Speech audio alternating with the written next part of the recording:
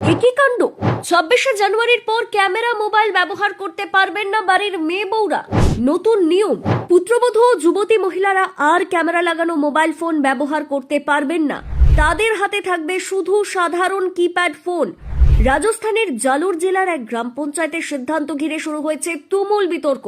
গাজীপুর গ্রামে চৌধুরী সম্প্রদায়ের বৈঠকে ঠিক হয়েছে 26শে জানুয়ারি থেকে 15টি গ্রামের পুত্রবধূ ও যুবতী মহিলারা আর ক্যামেরা লাগানো মোবাইল ফোন ব্যবহার করতে পারবেন না।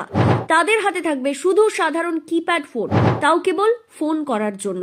রবিবার গাজীপুর গ্রামের ওই বৈঠকে সভাপতিত্ব করেন চৌধুরী সম্প্রদায়ের 14পট্টির সভাপতি সুজন রাম চৌধুরী। পঞ্চায়েত সদস্য পঞ্চ হিম্মত রামের মাধ্যমে এই সিদ্ধান্ত ঘোষণা করা হয় বলে পিটিআই সূত্রে জানা গিয়েছে। সিদ্ধান্ত অনুযায়ী পুত্রবধূ ও যুবতী মহিলারা বাড়ির বাইরে কোনো সামাজিক অনুষ্ঠান, বিয়েবাড়ি, উৎসব, এমনকি প্রতিবেশীর বাড়িতেও মোবাইল ফোন নিয়ে যেতে পারবেন না। তবে পড়ুয়া মেয়েদের ক্ষেত্রে সামান্য ছাড় রাখা হয়েছে। ডাক্তার হওয়ার স্বপ্ন আর আটকে নয়, নিট কোয়ালিফাই করেও সরকারি সিট পাননি? আজ চিন্তা নেই, মিশন এমবিবিএস কলকাতা দিচ্ছে সাশ্রয়ী বিদেশে এমবিবিএস এর নিশ্চয়তা। ভারতের প্রাইভেট কলেজের খরচের তুলনায় এখানে খরচ 4 ভাগের 1 ভাগ। যোগাযোগ করুন রিজেন্ট হাউস কলকাতা, রাজভবনের সামনে।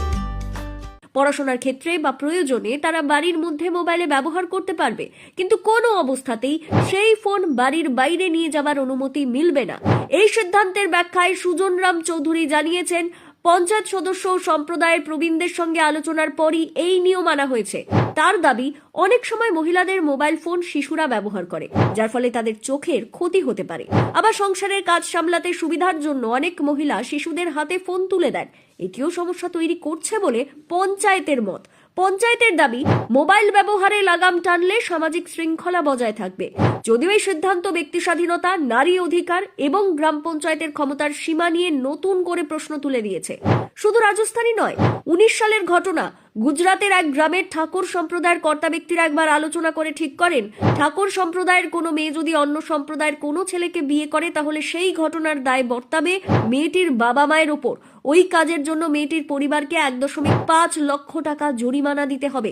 এই কাজ যদি ঠাকুর সম্প্রদায়ের কোনো ছেলে করে, তাহলে ছেলেটির পরিবারকে 2 লক্ষ টাকা জরিমানা দিতে হবে বলে সিদ্ধান্ত নেওয়া হয়েছিল এই সভায়।